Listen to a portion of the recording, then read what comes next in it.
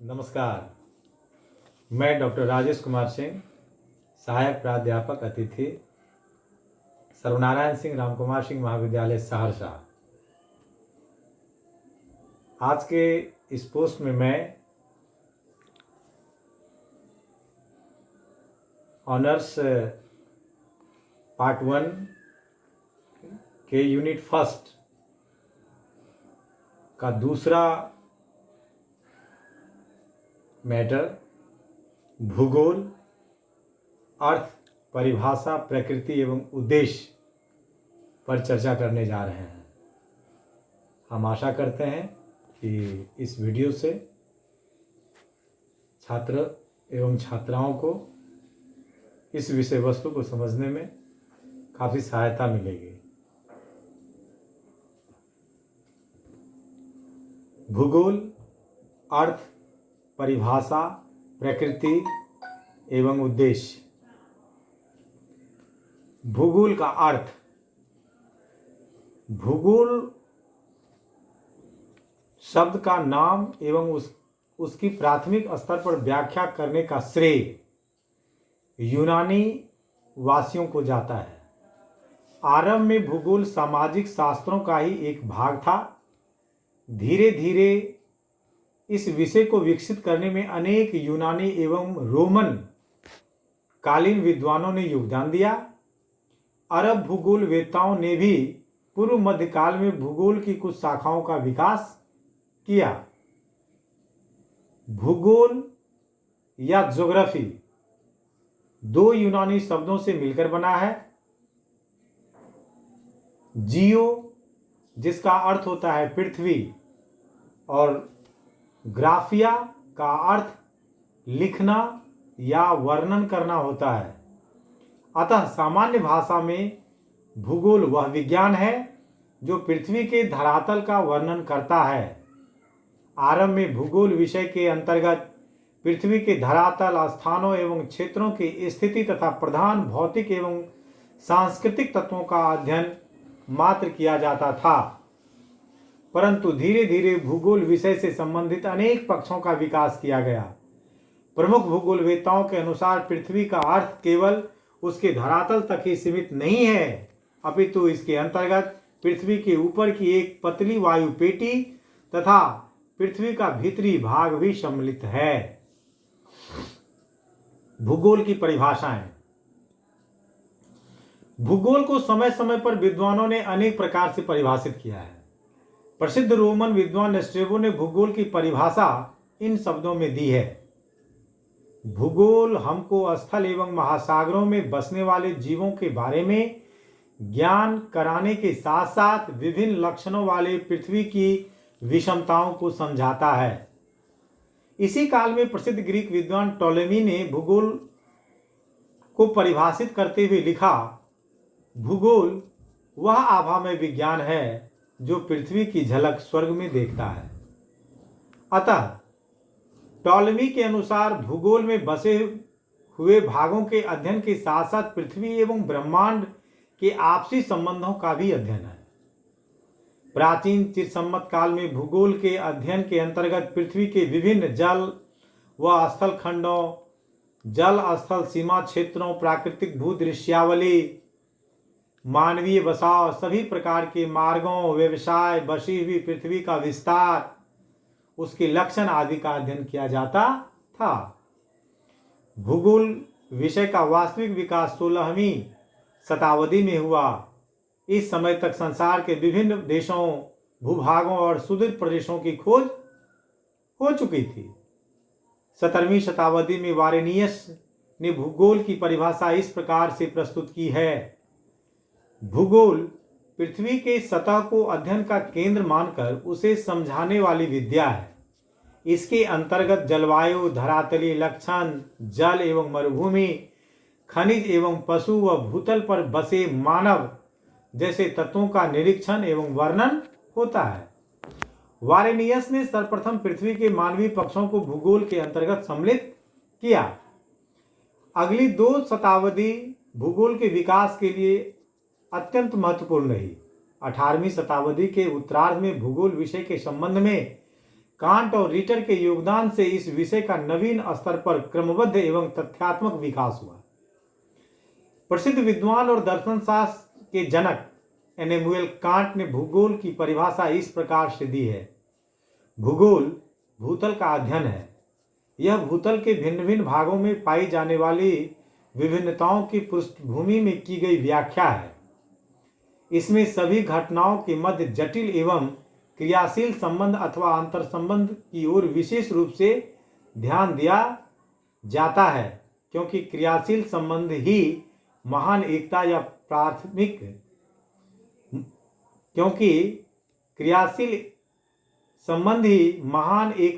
पार्थिव एकता का ही अंग है। कांट की परिभाषा में भूगोल विषय के अध्ययन का आधार भूमंडल है, जो एक संपूर्ण इकाई है तथा उस पर पाई जाने वाली विभिन्नताओं से अंतर संबंध स्थापित है। कांट ने भूगोल को दो उपशाखाओं में उपविभाजित किया। हम्बोल्ट ने भूगोल की परिभाषा देते हुए लिखा, भूगोल अध्ययन से संबंधित विद्या है। अन्य सभी वास्तविक विज्ञान, चाहे वह प्राकृतिक हो अथवा जैविक, पृथ्वी की घटनाओं से संबंधित होते हैं। ऐसे विज्ञान व्यक्तिगत रूप में पशु, वनस्पति, अन्य ठोस पदार्थ या जीवावशेष की बनावट एवं प्रक्रिया का ही अध्ययन है, जबकि भूगोल का संबंध में उपर्युक्त सभी वस्तुओं के एक साथ संबंधित रूप में, जैसा कि वह किसी क्षेत्र में सामान्यतः पाई जाती है, के वर्णन एवं अध्ययन से है। हम्बोल्ट के समकालीन कार्ल रीटर ने भूगोल विषय मानव की भूमिका को विशेष महत्व दिया और भूगोल को परिभाषा देते हुए लिखा है कि भूगोल वह विज्ञान है जिसमें भूमंडल के सभी लक्षणों, घटनाओं और उनके संबंधों का पृथ्वी को स्वतंत्र रूप में मानते हुए वर्णन किया जाता है। इसकी समग्र एकता मानव एवं मानव जगत से संबंधित दिखाई देती है। प्रसिद्ध फ्रांसीसी भूगोलवेत्ता व्लादिला ब्लास ने भूगोल की परिभाषा निम्न प्रकार से दी है, भूगोल स्थानों का विज्ञान है, न कि मानव का। ऐतिहासिक घटना के प्रति इस विज्ञान की रुचि वहीं तक है जहां तक इसका संबंध किसी देश में घटित घटनाओं से होता है। इसके अभाव में देशों के गुण एवं संभावनाएं सुसुप्त अथवा अपूर्ण रहती हैं।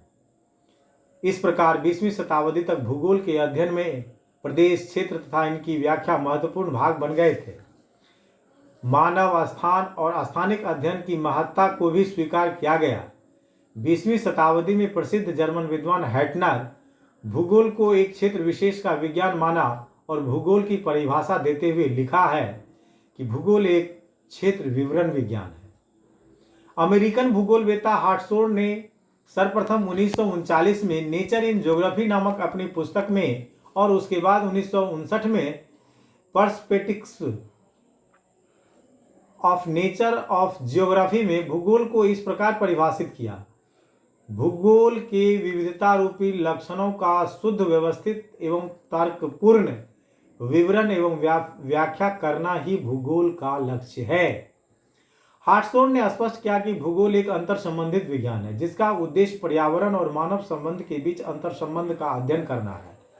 यह विज्ञान पृथ्वी का मानव के निवास के रूप में वैज्ञानिक वर्णन करता है। ब्रिटिश भूगोलवेत्ताओं की समिति ने भूगोल की परिभाषा इन शब्दों में दी है, भूगोल पृथ्वी के धरातल का अर्थ है जिसमें विभिन्न क्षेत्रों के अंतर और उनके संबंधों का अध्ययन किया जाता है। अमेरिकन कॉलेज शिक्षा शब्दकोश के अनुसार भूगोल की परिभाषा निम्न प्रकार से दी गई है, भूगोल भूतल की क्षेत्रीय विभिन्नताओं का अध्ययन है। यहाँ पर क्षेत्रों की भूतल व्यवस्था के अंतर संबंधों में ऐसी विभिन्नताएं दिखाई देती है। धरातल पर पाए जाने वाले प्रमुख तत्व जैसे जलवायु, वनस्पति, जनसंख्या, भूमि का उपयोग आदि का इसमें वर्णन किया जाता है।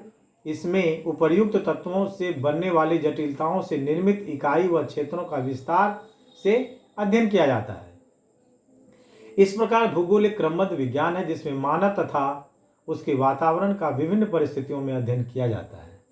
इसके द्वारा हम मानव के जीविकोपार्जन के विभिन्न साधन, आवागमन के साधन, नगर, धर्म, शासन व्यवस्था आदि का अध्ययन करते हैं।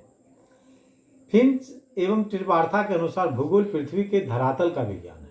इसके अंतर्गत धरातल पर पाए जाने वाले विन्यास, स्वरूपों और वस्तुओं के प्रादेशिक संबंधों का विभिन्न व्यवस्थित रूप से वर्णन किया जाता है। भूगोल की प्रकृति। भूगोल पृथ्वी के धरातल, उसके स्वरूप, भौतिक लक्षण, सामाजिक विभाजन, जलवायु, उत्पादन, जनसंख्या, पर्यावरण और उसकी समस्याओं आदि के अध्ययन का विज्ञान है। धरातल पर निरंतर परिवर्तन होता रहता है। धरातल पर पाए जाने वाले विभिन्न लक्षणों में गतिशील एवं अनेक प्रकार के जटिल संबंध पाए जाते हैं। पृथ्वी का धरातल विकासमान और स्थिर एवं गतिशील है। इसी कारण भूगोल की प्रकृति, उसकी परिभाषा, उद्देश्य व पाठ्य सामग्री आरंभ से लेकर आज तक परिवर्तनशील रही है। कभी इस विज्ञान को स्थानों का अध्ययन माना गया तो कभी प्रदेशों अथवा राजनीतिक इकाइयों का वर्णन करने वाला माना गया।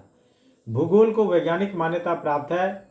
वैज्ञानिकों ने भूगोल को विज्ञान की श्रेणी में रखा है। यूरोप में जर्मन के और अमेरिका के अनेक विश्वविद्यालयों 19वीं शताब्दी में अजय पृथ्वी के स्वरूपों एवं तथ्यों के ज्ञान को ही भूगोल का विषय क्षेत्र माना गया।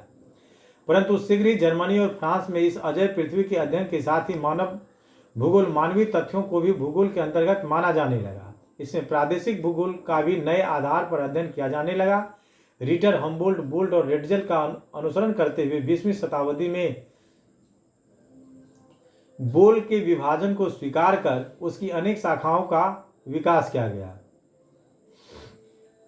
सन 1950 के पश्चात भूगोल के बहुआयामी एवं विविधता रूप विकास ने इसकी प्रकृति को प्रभावित किया।